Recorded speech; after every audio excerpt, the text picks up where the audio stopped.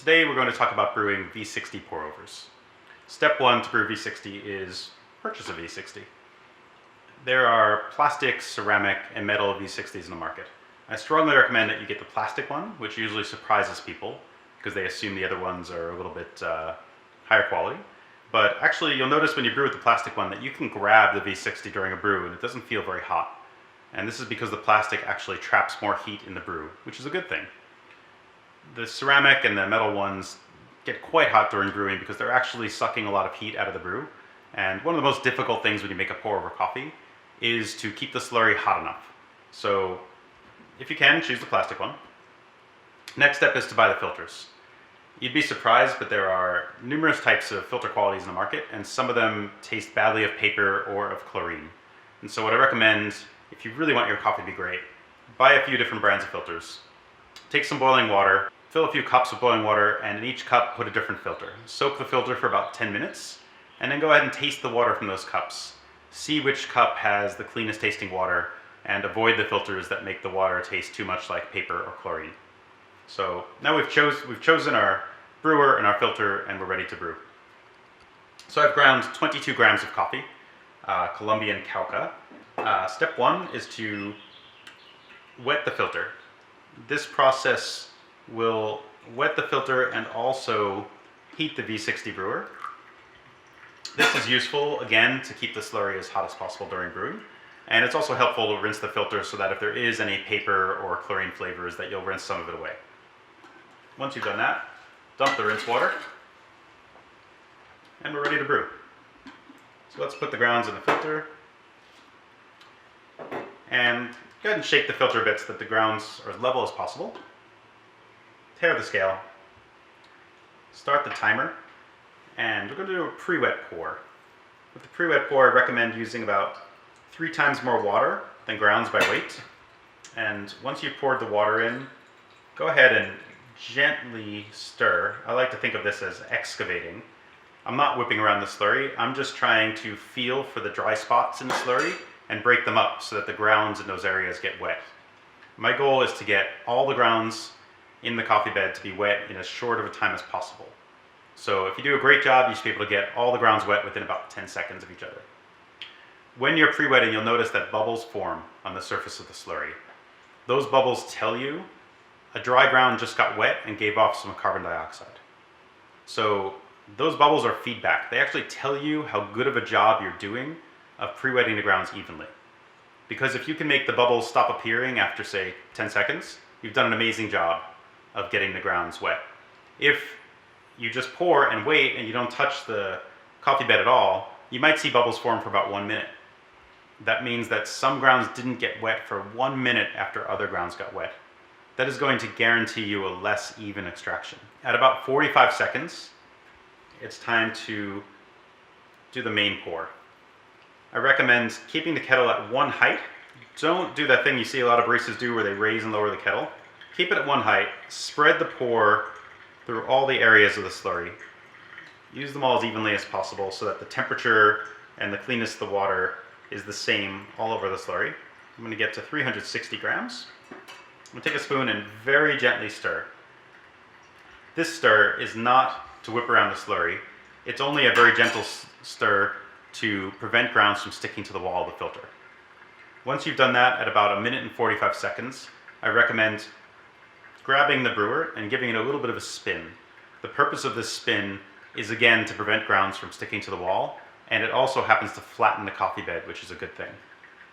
So I'll do the spin. I'm just going to do a few revolutions. The spin is very forgiving. You can spin 2 times, 3 times. It's not going to matter too much. What matters is that you've grabbed any grounds that might have wanted to stick to the filter wall, got them back in the slurry, and you flatten the coffee bed. We want a flat coffee bed because we want the water draining through the coffee bed as evenly as possible. An even extraction will make your coffee taste better. If the extraction is uneven, let's say there are areas around the rim of the slurry where the coffee bed's a little bit lower, so if you had stirred too much, you might have that effect. I call that area a moat. So the low areas, there's much more water that will drain through those areas. Areas where more water drains through is called a channel, and the grounds along the channel are going to over extract. Over-extracted grounds are going to taste more bitter, and they're going to create some astringency, that dry sensation you sometimes get in your mouth. Also, if you have some areas that are over-extracting, it means there's less extraction happening in other areas. In that case, those areas will make your brew a little bit weaker, and they might make your brew a little more sour. Getting an even extraction allows you to get the highest extraction possible without bitterness and astringency, and it will make your coffee sweeter and softer and more integrated. Once the drawdown is complete, look at the coffee bed. What you want to see is a flat coffee bed. If you see a wavy coffee bed or some areas that are lower than others, it means you had some channeling. You also want to see that your coffee bed has the look of, let's say, wet sand. If it looks like mud, probably your grind is too fine, or your grind quality is low and your grinder is producing too many fine particles. If that's the case, you may want to grind a little coarser and see if the brew improves. If you get the wet sand consistency and the coffee bed is flat, you've probably done an excellent job. However, if the grounds look a little bit dry and the drawdown was quite fast, it may mean that your grind was too coarse. Unless you're already getting astringency and bitterness in the brew, try brewing successive cups with finer and finer grinds until you get to the point where you sense that astringency. Once you get to the astringency, it means you've ground too fine. Go ahead and back off one or two small settings from there, a little bit coarser, and you're probably at the ideal grind to get as much sweetness and as much extraction out of the coffee as possible. Let's taste the coffee.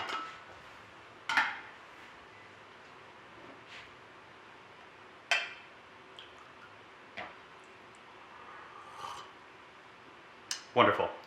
Now let's go through a brew in real time.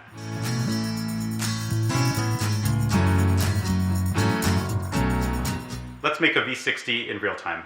Step one is put boiling water in your kettle and grind some coffee. Let's wet the filter, heating the brewer along the way. Use a generous amount of water for the wetting so that the filter, if there is any papery or chlorine flavors in it, that you get as much of it out of there as possible. And we'll drain that. So, tare the scale. Put the grounds in the filter, shake it so it's level. I've got 22 grams of grounds in there. Tare the scale, set a timer, and we're off. Going to pre-wet with 3 times more water than grounds. Please use a spoon, gently excavate the coffee bed, and force the dry areas to get wet as soon as possible. I know for some strange reason this is controversial in the coffee industry to touch the grounds during brewing. This is the way to do it. Get all the grounds wet in a short period of time to get as even of an extraction as possible. If you see little bubbles coming up in a slurry, it means that grounds are still getting wet. And if you don't touch the grounds at all, you'll probably see bubbles for about 1 whole minute. That means that some grounds got wet 1 minute after others did. This will make your extraction less even. We want an even extraction. So get in there, churn the slurry a little bit. Don't stir it hard, just give it a little churn. I'm at 45 seconds, so I'm going to do my main pour. Please don't do this thing baristas do where you raise and lower the kettle.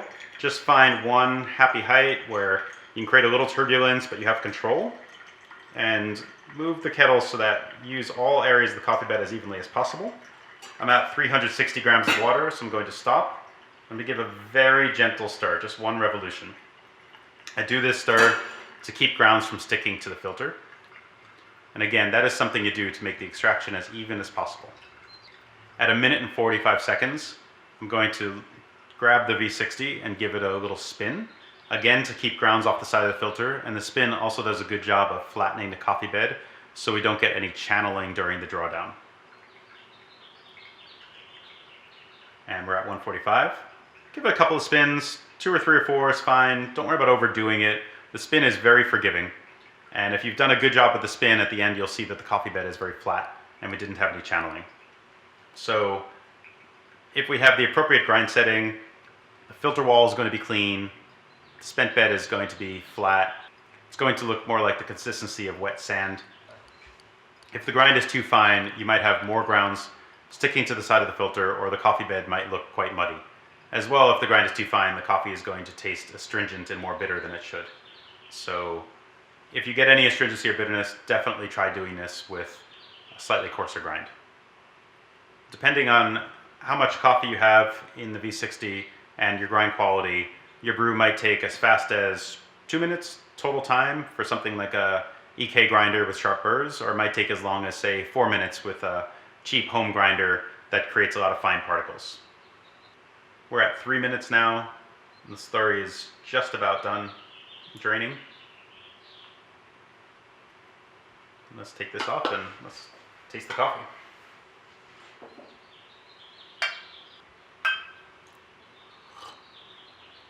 Wonderful. Thanks for watching. I hope I've helped you improve your coffee. Please visit me online at scottrayo.com/blog if you'd like to get more up-to-date information about my brewing techniques.